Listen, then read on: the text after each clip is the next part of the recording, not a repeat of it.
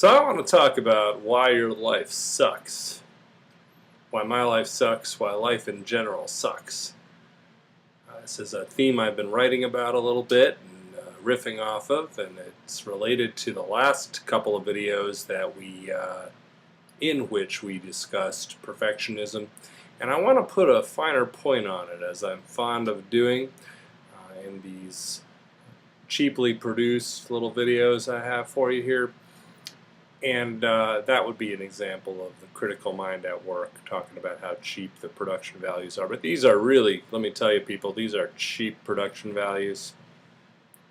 That's the way I like it. So while we're on the topic of cheapness and why the mind sucks, and perfectionism being one reason, I'm going to tell you another reason that the mind sucks, your life sucks, and your life sucks specifically because you have a mind. And that is that your mind thinks, you think invariably, no matter who you are, you think that you can have your cake and eat it too. That's what it's all about. That's the whole human problem in a nutshell. Having your cake and eating it too. I know that's extremely boring of me to use such a hackneyed old chestnut, having your cake and eating it too. You know, I lived in Israel for a while, and I was talking with a Palestinian worker one day, and he said, I don't want to get political here because that's not where we're going with this, but what he said was, in Hebrew, he said, it's talking about the kibbutz people that were the same little town there. So they want to eat and not poo. And that really sums it up. We want to have the good stuff and not the bad stuff. We want to have the happy times and not the sad times. We want to have the front end of the cat and not the back end of the cat. We want to have whatever we want to have, and we want it without all the bad stuff that comes with it. So I want to do public speaking, but I don't want to be uncomfortable. I want to run a business, but I don't want to make any mistakes. I want to have a child, but I don't want to have them ever disrespect me. I want to only have good self-esteem and not have bad self-esteem. I want to only have happy thoughts and not have sad thoughts. I want to have good moods and not bad moods. You know, this stuff is not rocket science. This is kind of the perennial philosophy from way back, you know, the Taoists, 5,000, 7,000, who knows how many years ago.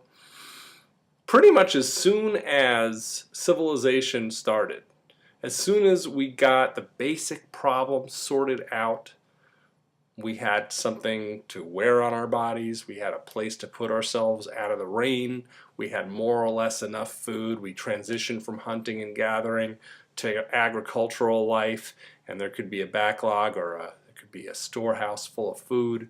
We kept the wild animals at bay and the enemy tribes people at bay, or we made peace with our local enemy tribes. And then we started to build cities, and then we noticed something. Some of us noticed something very important, which is that life still, despite all reasons why it should not suck, life still sucked. And that is because of the very mind that designed all that great stuff. The very mind that figured out how to go from hunting and gathering and just finding whatever you could and stuffing it in your mouth and moving on, to agriculture and then building cities and so forth. That very mind makes sure that we are unhappy a good deal of the time. Needlessly, causelessly, we're surrounded with wealth. Those of us who are.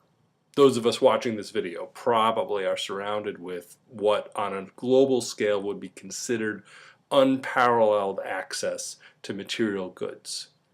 And yet, we worry, we complain, we obsess, we worry some more, we get stuck, we drink, we yell at each other, we have doubts about our own worth.